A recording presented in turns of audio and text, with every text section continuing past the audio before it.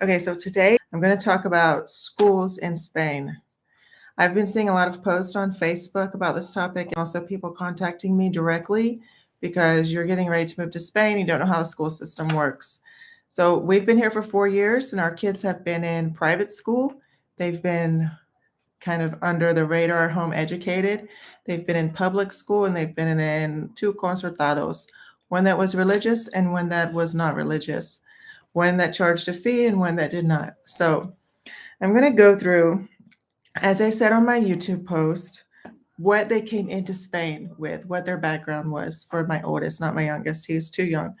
And the things that the way the first year went for us in Spanish school, and the resources that I used before, during, and after, and then how things are going now. And I'm also going to show you how to utilize the Aragon education website for signing up for school.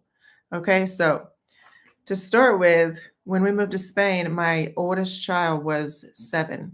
Okay, so in Mexico, we lived in Mexico for 2.5 years. So my oldest son started his education as in a 5-year-old in kindergarten as a homeschooler in Mexico, basically during the pandemic. So this is the book that we used in Mexico. Now I'm going to show you the book. I'm going to tell you this is in Mexican, Latin American Spanish. It's not in Castellano, but I think that it's really good as an introduction. And if you're in the United States, it's something that you might be able to get access to. Whereas it might be harder for you to get actual Spanish resources that are in Castellano here.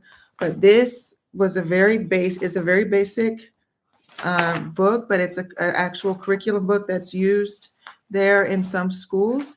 And I'm going to show you the website, but you can see this here's like an example of fill in the blank work that he did. So this is the website. Now, don't worry, the book is not $369.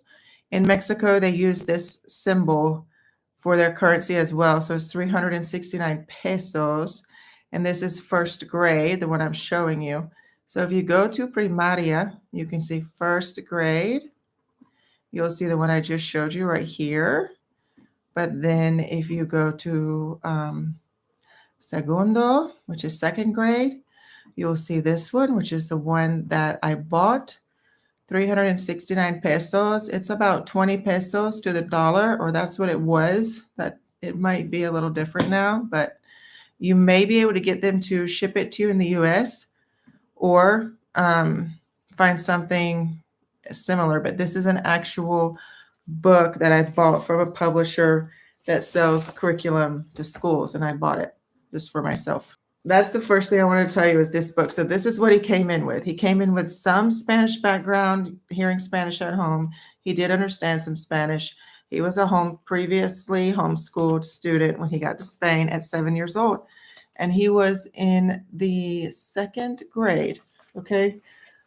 Now, he started school at a Montessori school, and I've gone through this all on my blog, but just in case.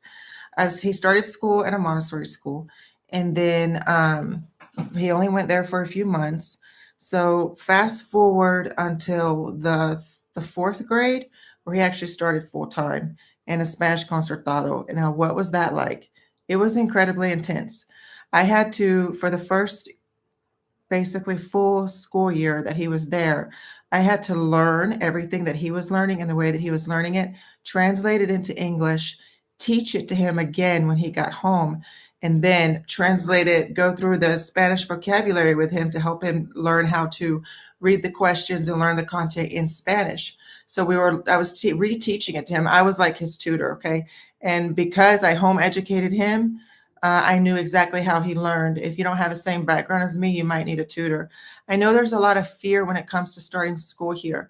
And that's because, you will hear that a lot of foreigners have to repeat the first year. Yeah, it's a realistic expectation. I knew that, and I was basically doing everything I could to prevent that from happening. Spain already has a high repeat rate, higher than I'm comfortable with. You can Google that information. I don't want to throw out the statistics here, but I didn't want my son to be part of that statistic amongst Spanish students, and I didn't want him to be part of that statistic amongst the foreign students. I didn't want him to have to repeat any grades, okay? So we worked really hard while he was in school the first year with me learning all the material and reteaching it to him in English, and then teaching him the Spanish vocabulary that had to do. So this is for the way that they did math, the terminology that's used in directions that they give you, the science vocabulary, social science, natural science, except for PE, arts and crafts, what do they call it, plastica, and English class. Okay, so every other subject he had was in Spanish, and I relearned everything for him, learned everything in advance. At this particular school, all the books were on the computer, so I could access the digital book, and I could see what his curriculum, what his homework, and what his different things were going to be. And I literally spent, it was like my full-time job was making sure that he understood the material at this school, and it was hard. He did have a lot of homework at this school. It was intense, I'm not going to lie. It's a heck of a lot easier now than it was then. That first year was hard. And I really depended on the translator. And, I'm not fluent in Spanish now, and I was way less fluent then. Okay, so I used the translator. I Googled things. I looked up lessons online. I taught myself everything and then retaught it to him. Then over the summer, I started using these Puente books, and they only cost about €3 on Amazon Spain. I started him with level 1 because he had no background in the Spanish education system. So this is what we did over the summer, starting with 1, 2, and 3. And then he also did 4. And I currently have number 5 that I'm going to give him to do over this summer, just to make sure that he's continually doing things, because he doesn't have, a 5-year background in the education system here. He's learning things over the last 2 years. He's had to catch up. And that's what happens when you get here in your education system. Your education does not start in kindergarten in Spain. Okay, you've started somewhere else, and now the subject of lengua is the most difficult subject here for all the kids, especially the foreigners. Okay, so another thing is that math. Some of the schools here do math with a different form. The Spanish way of doing math is where they build, like for example, in division, they build a little house for division problems differently, and they work the problems out differently. So that I just had to learn and teach it to him as it came up. But a lot of kids struggle, or think that they will struggle, or their parents think that they will struggle in certain subjects because they think that the Spanish education is ahead of the United States education. I don't know if it is or not, okay? I've read newspaper articles online from the US and Spain where both of them are talking about how low the levels are right now. Like Spain is reporting the academic level has dropped on the standardized tests that they do, and then the US does the same thing. I don't know. My kids were not in the US school system. They were home educated. So when my son started school here, he was not behind academically. He did not struggle academically at the school. The only thing he struggled with was the language. So once he got the language, now he does very well. Okay, he's right on par. But I have never stopped trying to keep him up to date and even ahead. I utilize the summers to keep him ahead academically, but not necessarily with the Spanish language. And that helps him so that when he gets to school, he already knows the material a little bit, but he just has to learn the way that it's said in Spanish. Okay, so over the summer last year, aside from these books that I used, and we just went 1, 2, 3, 4. When one was done, we started the next one. I also gave him a test on grade 4 because he had just finished 4th grade. And I pulled out my math curriculum that I had used in homeschooling, which is called Math Mammoth. This is the company, okay, Math Mammoth. This is his work from 2nd grade. You see? Well, I went on there and I printed out the 4th grade evaluation test, and I gave it to him over the summer. In any areas that he had that were weak, I went and made sure that he knew how to do them over the summer. This is what we did in the summer of 2024. And then when he finished that, I started working with him on grade 5 math. He has never struggled in math, with anything in Spanish schools, with anything that I couldn't teach him. If there was a lesson or a concept that he's had a struggle with, then I go onto the Math Mammoth website. I pay like $2 or $3 for their lesson on that topic, and I would spend time teaching it to him at home in English, because it's math. You know, there's a way to do math. You don't have to understand the Spanish, but it's harder to learn in school if you don't know the Spanish, because your teacher is teaching you in Spanish, and then you have to understand the language and the method. So I would work on the method at home and then look at his test and the directions that they use in the homework and try to teach him how to do that. So now it's just when he has a problem, we address it. But then everything was a problem with the language, with getting the information in Spanish for all the subjects. So as I said, I translated everything, and then over the summer we worked on language, which was lengua, and we made sure that he was caught up in math.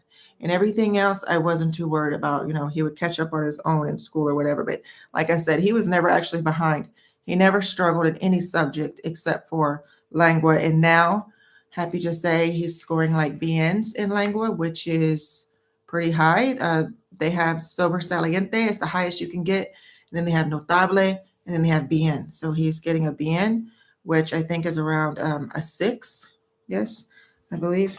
If you don't know what the grading system is here in Spain, it's not A, B, C, D, F. It's not 100, 90, 80, 70, 60, 50.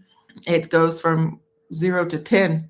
So a 1, 2, 3, and 4 is considered insufficient, insuficiente. And then you have the 5, which is considered suficiente, or an S for sufficient.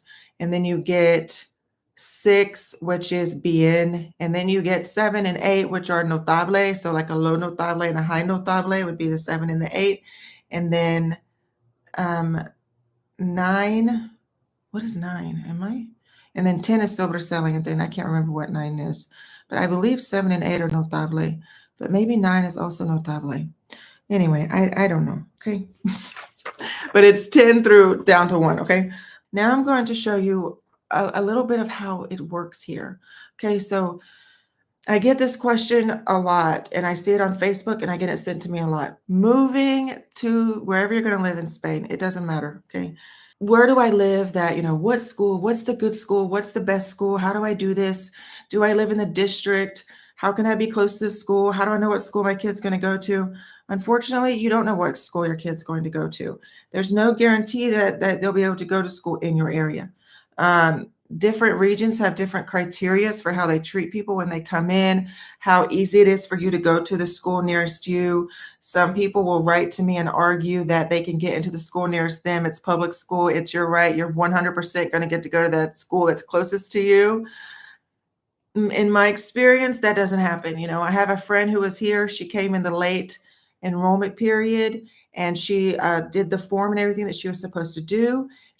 At the end of the form, they ask you if you don't get any of the schools that of your choice, which I'll explain in a minute. At the end, the point is that there was a question: what type of school do you want to be at? And she selected to go to a public school, and she got put in a private, or not a private, but in a religious concertado that was 45 minutes via public transportation from her house, even though there were 3 public schools near her. She did not get a place in those schools. So I know that on paper, it might say you're going to get put into you have the right to go to the public school that's closest to you, and that they 100% will give you a spot there, but that's not what is actually happening on the ground in people's lives. So I'm going to now show you the Aragon website. This is going to give you an idea of what happens in any area of Spain. I can't go too far into it because some things require a digital certificate to view, and I'm not going to use my digital certificate on this video, but you will eventually have a digital certificate. And when you do, so here we go. This is going to be the educa.aragon.es. And I am here. Okay, now I have it already in English, but you can see this is it in Spanish. So please put the Spanish, the English, the Google plugin translator on your computer. Here, vacancies.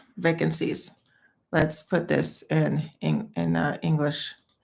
here's the vacancies. Now you can see this says ordinary period and out of date. So right now, if you were to move to Zaragoza, and this is the same terminology you're going to see everywhere, okay? Fuera de plazo and ordinario, okay? It's also called exceptional enrollment, I believe. Anyhow, don't quote me on that one. Okay, so here we go to out of date period, 2020, 2024, 2025. This is for right now. Let's say that you were coming here and you were moving here right now. You're going to go down to Zaragoza, and this is going to tell you the schools that have spots open in Aragon, in Zaragoza only, not the whole region, sorry, in Zaragoza only. It's going to tell you the grade level. Let's see if I can magnify this for you a little bit. I mean, I have to keep it on the screen. So, okay, so this is Infantil Ciclo Uno, which is basically this one right here. If you can see where I'm at, is the equivalent of preschool. And then you have pre-K. This is like the 4-year-olds, the 5-year-olds, and the 3-year-olds. Here in Spain, you can start school at 3 in the system for, that's like the free education part that's included down to 3 years old. And then here you have, oh no, I'm sorry, I'm saying the wrong thing because this is cycle 2.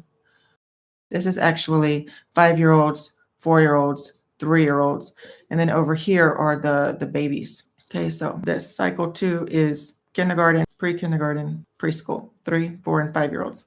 Okay, now we have primaria. So let's say that you have a 3rd grader, which is right here, and you're trying to figure out what school can they go to when you move here. Like, okay, let's see, you're moving here May 15th, for example. So this is a school that has 4 spots in it, and it's in this little barrio Aragon, and it's called CP Aragon. But the thing is that we don't live in that. So we have to scroll all the way down to where you're going to get to Zaragoza, which since it starts with a Z, it's at the end. So here we go. Now you can see it's a little difficult because you can't see the top label. So I'm going to have to minimize it. But right here, let's see. 3rd grade, you're looking at this ORD. This is an ordinary student. The NEAE is for having like a diagnosis of something like autism, ADHD. You got like a special placement in the class. And this column right here is how many of those types of spots are available at that school in that grade level. So every single grade level has 2 columns. And that's because one is for kind of like the special education, but it's not considered they're not all considered special education. There's 2 categories of this. But anyways, that's another video. Yes, I do know about it, but it's another video, or it's I don't know, a consulting phone call or something that I don't even do that. So I don't know. Okay. So now 3rd grade. So you would come down here. Let's see, Zaragoza. It's trying to keep in line with this. It's kind of difficult. So we have the first school here that has no spots for 3rd grade. Then we keep going and there's no spot. So now you see, oh, this is an option. So you go online and you Google this school. Antonio Martinez Garay. I have no idea, but it says CP Casetas, which I believe this is going to put you outside of the city. So you don't want to be there. So now Casetas, Garapanillos, this is too far away. I'm seeing these little towns here, Movera. This is all too far away. We need to find what is actually in Zaragoza. So I think I'm there now, Zaragoza. Here, oh yeah, you see this right here, TEA. That means these schools are schools for kids who have a high enough level of autism and have had an evaluation in the school and have an official diagnosis in the school. They can get some points and some to allow them to go into a TEA school. But that again is another process. So in another video, a neurodivergent video. Tell me if you're interested and leave a comment in the box or after the fact. Okay, so this school right here, Agustina de Aragon, 3rd grade, has 16 spots. So then you're going to keep going. And here we have another one, Antonio Beltran Martinez. CP means Colegio Público. If it has an I, that means it's integrated, which integrated here means it includes SO, I believe. So basically you go through here and if there's a 0, there's no spot at that school and you're not going to be able to get a spot in that school. So you're going to be limited to the schools that have numbers in these columns. And this paper is, let's see, do they tell us when? Usually on here it will say, yeah, since April 21st. So if any students have come in the last 3 weeks, that school might not have a spot in it anymore, but this is potentially where you could get a spot. That is for this current year right now out of Plazo, Fuera de Plazo. It's not the current year. It's not the current registration period. Okay, so you're out of the registration period for 2024, 2025, because we're already in that school year. Right now is the registration process is happening here in Aragon and in, I think, probably most all regions of Spain. Okay, so this is for the current school year. So I went there and it says vacancies in early childhood, primaria, and secondary education, which is ESO. So Zaragoza, and these are the spots that remain or that are available for this coming up school year in September. And what happens is you go to register, you fill out a form, you put in your top 6 or 7 schools that you want your kid to go to, and then they put you through this month-long process of assigning you a random number. There's a lottery. At the end of the month, you find out whether or not you got placed into the first school choice. If you didn't get placed into the first school choice, you wait some more weeks, and then you find out if you got into the second school choice, and on and on. I don't know if at that point you find out if you get second, third, fourth, fifth, sixth, seventh school choice from your list, or what happens after the second, because we went through this process up to the second school choice, and we got the second school choice. And the good thing is that I don't have to go through everything here. It's impossible to do, but every single step that you do, at least in Aragon, you will receive an email and it will tell you what the next step is. And they do a decent job of explaining what's going to happen and how to do it. So all you got to do is just get through the first part and then the next part, and you learn as you go. That's the only way. And that's how your life is going to be here. So get ready for it. You're going to be learning as you go a lot. So these are the schools that right now for the next school year, 2025, have spots in them. I'm going to go over here and see, make sure there's nothing, no chats. Yeah, okay, so back to it. Okay, if you have a question, ask me, but I don't have my volume on, so I'm just going to have to keep looking. Okay, so we're in Zaragoza now. Here you see Zaragoza. Now this is the vacancies list. And to keep it easy for me to find, I'm going to show you. These are the spots that are here. So you can see just for first grade, there are some schools that don't have any spots anywhere. You know, look at this school. And this is a TEA school. Is MO, it tells you right here the codes. MOT, yeah, is for children who have a physical, is that what that means? I'm not 100% sure on that one, but AUD is for if you are non-hearing or you have a hearing problem enough that you need special attention. They have that. Then you have the TEA here. And so these are your codes. And this right here is the neurodiversity thing that a lot of people ask about. You can see you basically have to go through here and see what schools have spots, and then you put that on your list. Now, how do you figure out where the good schools are? Yeah, I'm sorry to say, but there's no real way to figure it out when you get here. You can look at Google reviews. You can go tour the school. You can look at their website, but it's super difficult. I made a whole spreadsheet, and I had, like, you know, what their extracurriculars were, what my kids wanted, what we wanted. We will only take our kids right now to short class day schools. So I had that prioritized. And I mean, I did intensive research and study, and I still made the wrong choice. And my kids ended up in a school that I ended up not liking and was not a good fit. So what I will tell you is if you end up putting your kids in a school and you don't like it, just the complication is taking them out, because in Spain, let me switch. In Spain, you cannot homeschool. You definitely cannot homeschool on a visa where someone's in. And if you put them in the system, you can't easily take them out unless you take them out to put them in a private school. You cannot just switch schools. So the absolute easiest, safest thing to do is to put your kid in a private school when they're new and you're here. The problem is that that's expensive. And if it's not a Spanish school, they're not going to learn the language as well, as quickly as they need to. And you're not going to get the culture. Learning the culture in schools. I mean, it happens a lot. They get a lot of culture at school. You miss out on things, but the safest, most secure option is some sort of private school. But even that's not guaranteed, because, you know, there's bullying and there's everything else. So it's really hard with the school thing. But you make a choice, and if it's the wrong choice, then you can take them out by taking them out and enrolling them in a private school. There are some situations where you can go into the education center, the main education center. I can't remember what it's called. And I actually have it right here, the Servicio Provincial de Educación, and tell them your problem, and they can try to change your school. You can apply to change your school, but it takes like 6 to 8 weeks. I know someone who did this, and it took them 6 weeks to get a change. Okay. And then I know someone else who did it, and I don't even know if they still yet have had a change. So there's no guarantee that you're going to get a change. But this is where you go, Servicio Provincial de Educación, Ciencia y Universidades. It's easy to look up just the education, whatever. It's on Juan Pablo. That's a minor detail. But the important part is to know there's a process to get out, but it's not easy. It's not fast. It's not immediate.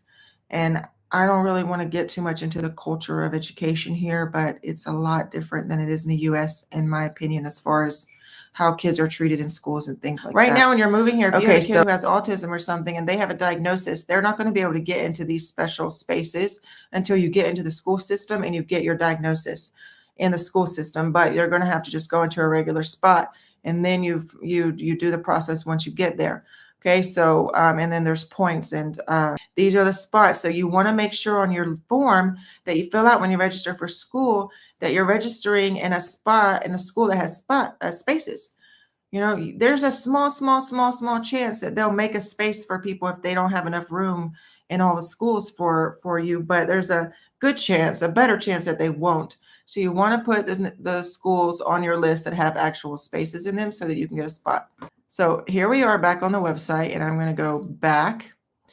That was the ordinary and out of place. That's if you're coming. Now, you can see I'm going to put it back onto the English. Right here is the random number thing that I was talking about.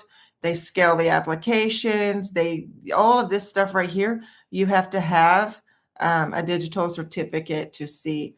Okay, but let's see how far I can get on admissions. This is where you go for admissions. You click that little button that I just clicked, and you go here, and let's see what happens. You make a request, and here I have to put in my digital certificate information, which I'm not going to do, but if I did, it would take me to the website. And okay, well, right here is something interesting at the Center Finder, and it's a search engine that's supposed to help you find a school, like that would be in your area.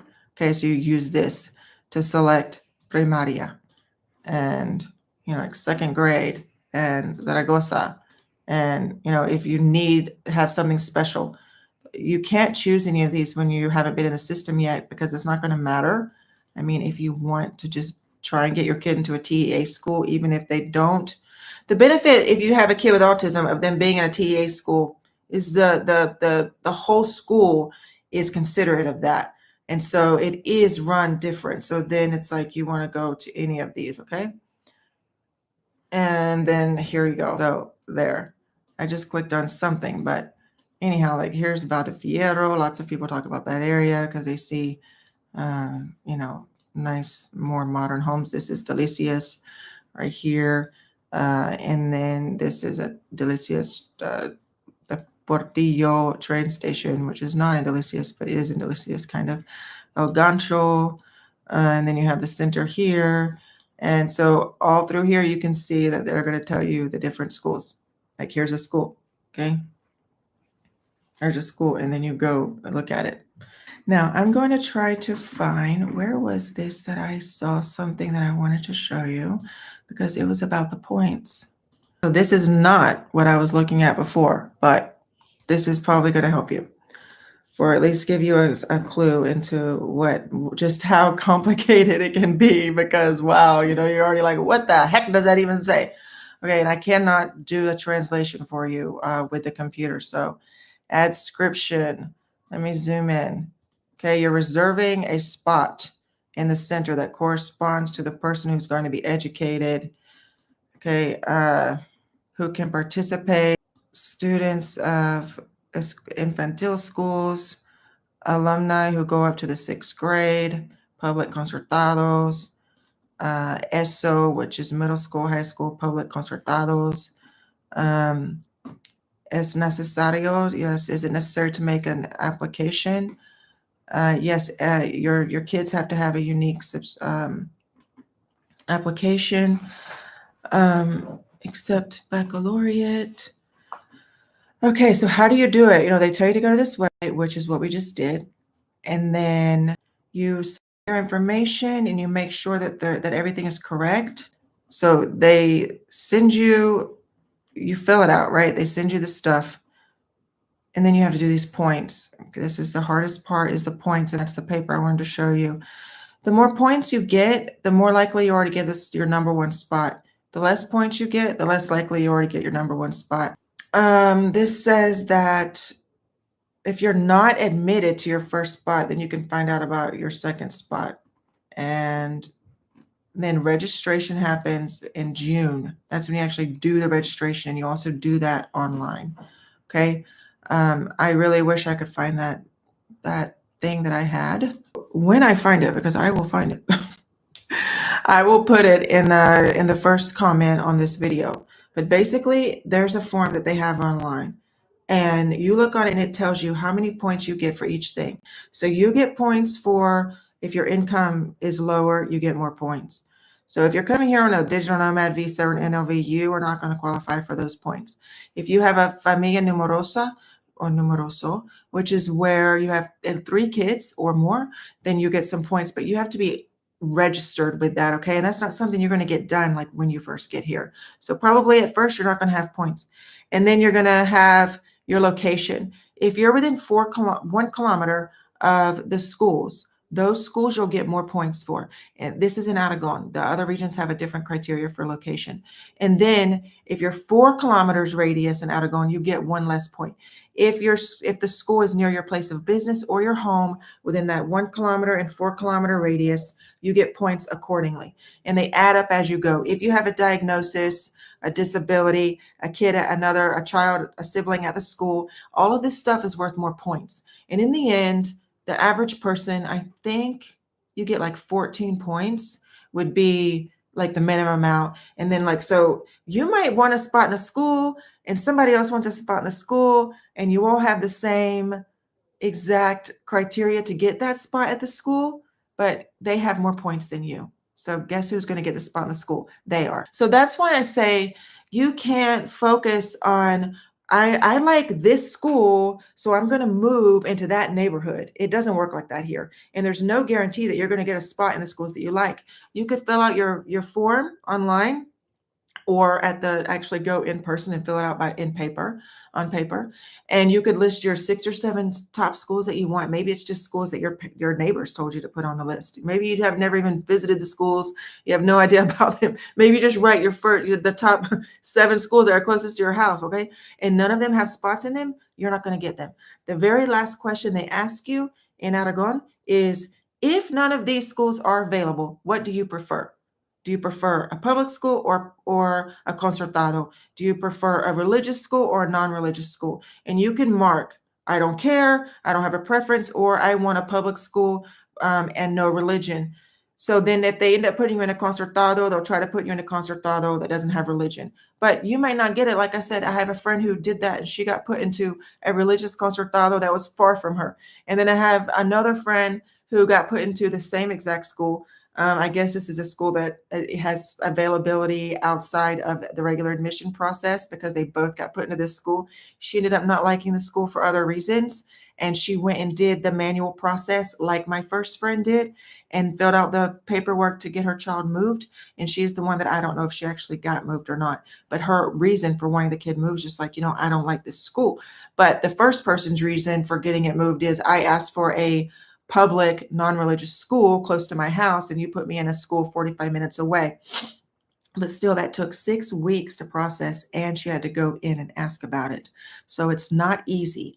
This is the hardest part of moving here. In my opinion, if you are moving on a visa to Spain and you're retired and you never have to deal with the education part of it, number one, you're not getting exposed to as much culture. And number two, you're not having to deal with as much stress. It's much easier to just kind of move here and, not have to worry about the education system, but it's impossible to do because your kids have to be in school. In order to get the visa, to renew your visa, and in some cases, in order to get some of the visas, your kids have to be in school. So to recap, the easiest thing is private school, right? That's the easiest, most simplest thing, but it's expensive. So then you need to focus on, when it comes to where you're going to live, not necessarily the school that you like, because in a city like Zaragoza, almost everything is accessible. Even this situation where my friend was 45 minutes away from her school, she could still take her car and get there sooner. Now, you're probably not going to have a car, and then you might have to deal with the 45-minute thing. But if you live in the center, more in the center, then like I live a 15-minute walk from that school that she got put into, but she lives not in the center. She doesn't live in the center. So that's why it was further out. So if you move to Zaragoza, live in the center of the city, then any school that you might get put into, you're going to probably be able to access it in 30 minutes or less. That's either on foot, by bike, or bus or tram, okay? And it might not be the ideal school, it might not be the ideal location, but you want to think about where you're going to live, not where you're going to go to school, because you have no idea where you're going to go to school. It's not like it is in the United States. There's absolutely no guarantee that you will get any type of school that you want or like, and you cannot change it. You cannot take your kid out unless you're taking them out and putting them in private school. You're moving, or you file a complaint and then and request to move, which is very difficult. You just wait until the next year. You visit schools, you talk to people, you find out where the better school is, and then you apply again the following year. We've been here for 4 years, and my kids have gone to a lot of different schools, and that's because we haven't found anything that we like until now. It's taken us a long time to get to where we are now. And now my kids are going to a private Spanish primaria school, which is not my preference. I wanted originally them to be in a school that had ESO, so they didn't have to change schools. But no matter how many times I tried to accomplish that, what I didn't accomplish was them not changing schools. I wanted them to be in primaria and stay for ESO and not have to change the school, but instead they still have changed schools multiple times. So, and it hasn't all been in Zaragoza. It's been every time that we've moved, they've had to change schools, and they've changed schools for different reasons. And sometimes it's out of your control. It was out of our control. In some cases, it was because we were moving. In other cases, it was to protect them. And when your kids are in a bad situation, you take them out. And yes, your kids can be here and they can be in a bad situation. Spain is not perfect. We have to protect our kids, take them out of school when it's not working.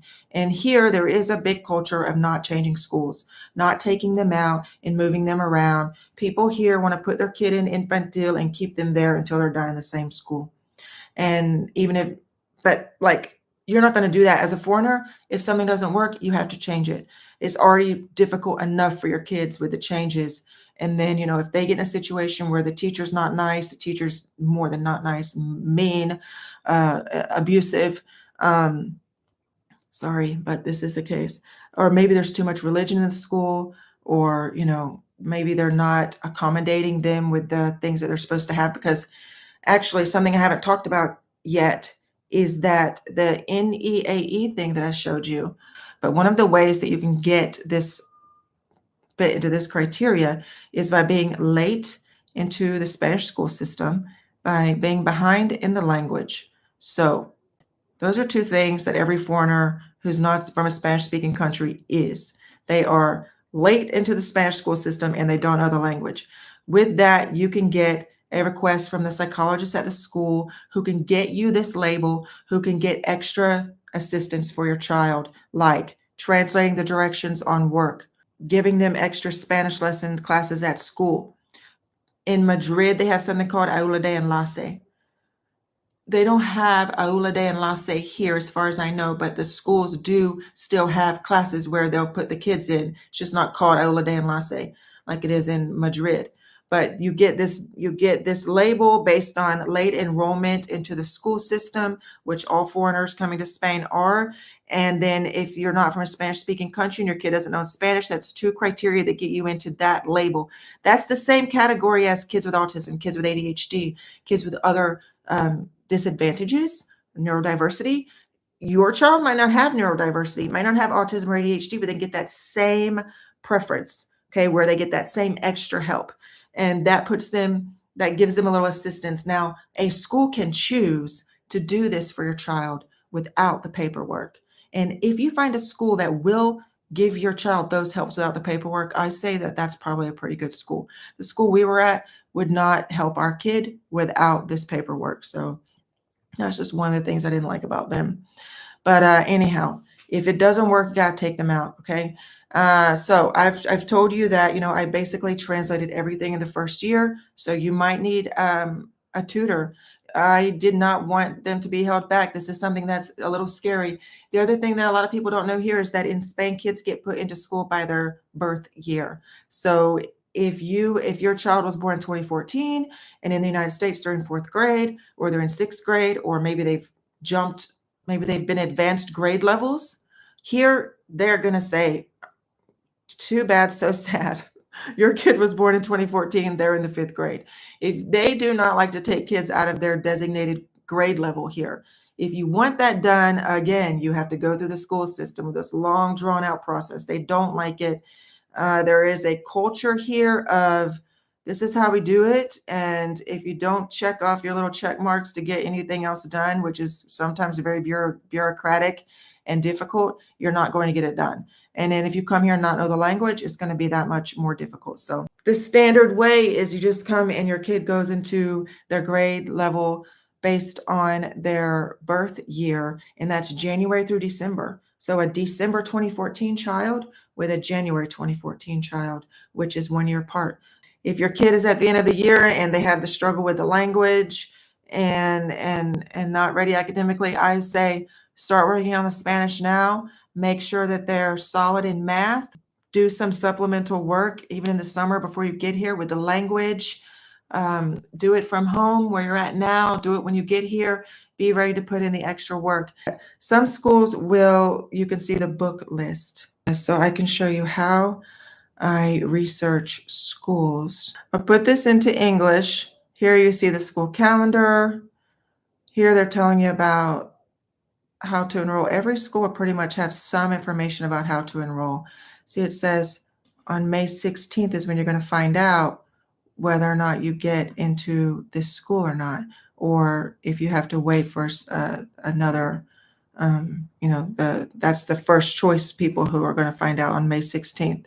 Okay, so then with the book list, I'm often able to see what the subjects are that are offered at the school, when otherwise I wouldn't be able to get that information. So this school, you see the hours from October to May are from 9 to 2, and in September and June from 9 to 1. And then over here, you see their extracurricular activities. This is how you find out about schools here. You have to dig through their websites, read their reviews, but there's like no website here or true rating system that is accessible to people. Here's a lunch room. This is typical. This is what they have here, these trays and people serving the food. This is the early program for coming in at 7:30 to 9 before school starts. Sometimes in here I can find this school has a bilingual project, and just click, click, click. You can visit the school online, and some of the schools also have this option where you can view this school online. This is what you can do from. Soy el director y tengo el honor de placer. Okay. You go all around the school and walk in the doors and stuff and see stuff. Whoa. So you can do that yourself. This is the Parent-Teacher Association here, sometimes called AMPA, but it looks like here it's called AFE. Maybe that's what this is, or is this something else? Center projects, faculty, operation, organization of the center. I mean, you can look at this stuff, but honestly, like it gives you limited information. Really, this doesn't tell you what the respect level is between teachers and students. They have another thing that I like is to look at their social media. But like I said, I did extensive research on the last school and it was awful. Okay, so textbooks and school supplies. This is what I was looking for. So here you can see first grade.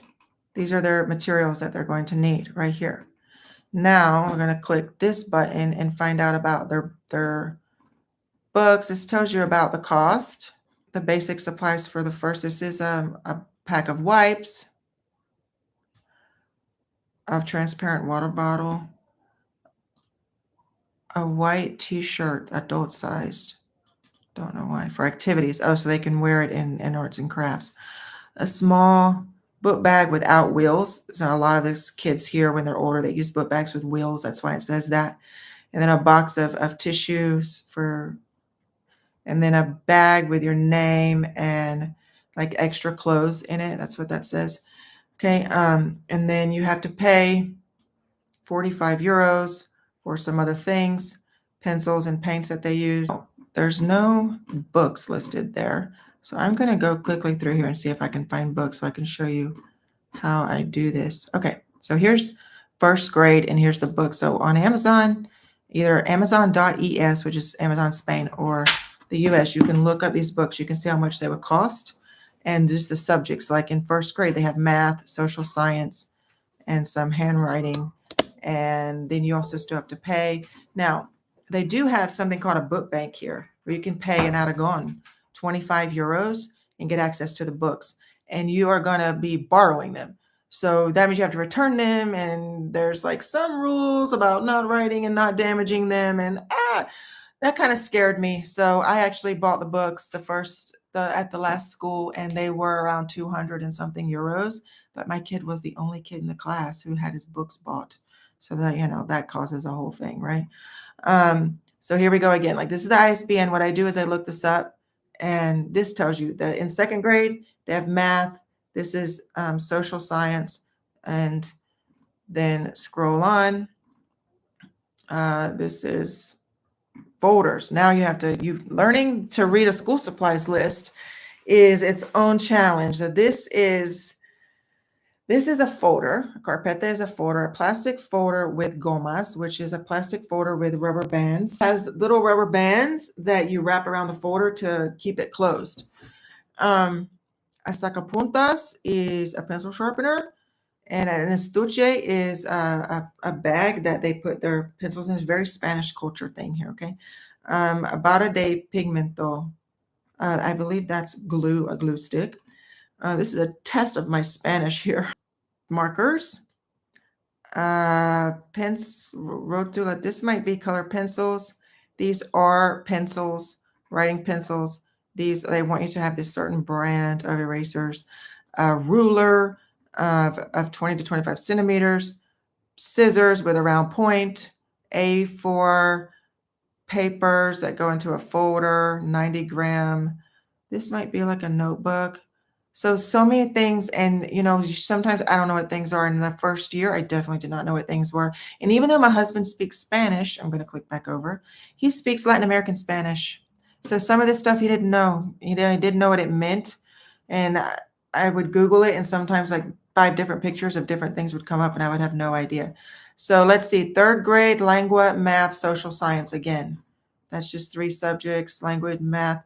Here we go. Lengua, math, natural science, social science, English. And there's almost no way you're getting out of taking English. It doesn't matter if your kid knows English or not. They don't care. It's required that they go to English class, and they got to go to English class. So here's 5th grade, lengua, math, social science, natural science, English. And this school, there you go, German. They have German in the 5th grade. So in my last live, I talked about one of the reasons we moved from Madrid to Zaragoza. And that's because in Zaragoza, a lot of the third language starts in the 5th grade. And in Madrid, they don't start until ESO, standard. It's hard to find a school that starts a foreign language besides English before ESO. So Zaragoza, Aragon does start foreign languages in almost all the schools that I could find in the 5th grade or sooner. So this school has German. Okay, complementary material. Let's see. So that's basically telling you these are the subjects that this school has. They might not have a separate website that tells you all the subjects they have, but you have to find the printout of the book list. And you can find that many of the school websites have that. They also have their policy for homework written online. The problem is the PDF is very long. And so I had my husband look through that, but you can look through it for 2 keywords. There's 2 words that mean homework here, tareas and deberes. So you can print the PDF, get the PDF on your computer and do like a word search on it for deberes or tareas and do a translation, and that will tell you what their homework policy is. Some of them will say something like, up to first and second, third grade, 15 minutes per subject, or 30 minutes per subject at this grade level. They'll give you some kind of guideline that they use for their homework, and that'll help you to figure out, is this school going to give my kid a lot of homework or not? Because that's another stereotype in Spanish schools, is that they give a lot of homework. Now, my child did have a lot of homework in the first Spanish concertado that he went to, but he also did not know the language well, and so it was hard to get the work done in school. That school only gave homework when you didn't finish it at school, but he had a hard time finishing at school because of the language. So the first year, probably you're going to have a lot of homework, but since then, now he keeps up with things. He, at his second concertado, he would sometimes have 15 or 20 minutes of homework, but he could do it on his own. And now at this school that he goes to now, he's able to get his work done at school. And so a lot of the schools, I think, nowadays have, in primaria at least, have the homework that it's the whole, if you don't finish it at school, then you have to do it at home. But some kids, some kids don't get their work done at school, and so they have to do it at home. And especially in your first year of not knowing the language, you might have more homework than you'll have maybe in your second or third year. And I still hear that ESO, which is middle school and high school, that they get a lot of homework. And I do not have experience with that grade level, so I can't talk about it. I can only tell you what I hear in the rumor mill. So I think that I've given you a lot of information, and I've been here for an hour and 3 minutes and 19 seconds. So if you could, I'm going to tell you, like the video, comment, share, subscribe. And if you don't know, in the description, I have this little link where you can buy me a coffee. So if you think that this has been valuable to you and you want to give me a little financial contribution, you can do that with Buy Me a Coffee. And otherwise, there's really no other way to support right now. But eventually, I need more watch hours still. So that's my little ad for myself. I need watch hours. Okay, to be able to monetize this, and then I won't have to be like, buy me a coffee. I'll just say, watch the ad or have a membership, right? Okay, so if you have a specific question that I haven't already covered enough, but I still got around to showing you the how to see the vacancies, how to register. You need to get a digital certificate when you get here. You can use your passport as your ID for that. You should expect the first year to be difficult. It will be. Your kid will be placed in school by their birth year, not by whatever grade they were in before. And another thing, I've never had to show previous schools documentation. So at least in primaria, I don't think that you need to worry about getting your academic records and keeping them and having them. And I've never had to show it. It's just like, you have a right to education here, and bam, you go, they put you in the school, they put you in the grade level with your year, and that's it. Vaccine records never had to show. They are on the list to show sometimes at some schools, but it's not something that they bother you with. Never had to have my vaccine records, doctor's records, past academic school records. Even though I homeschooled, that's never been a problem. I never had to come up and show a record of academic work. Never had to show any of that stuff. Literally, you just can show up with your paperwork done, get into the grade level, and that's it. Yeah, I guess that's going to be all. And so I hope that this has helped you, and I hope that you will share the video, subscribe, buy me a coffee. Right now, I only have water. So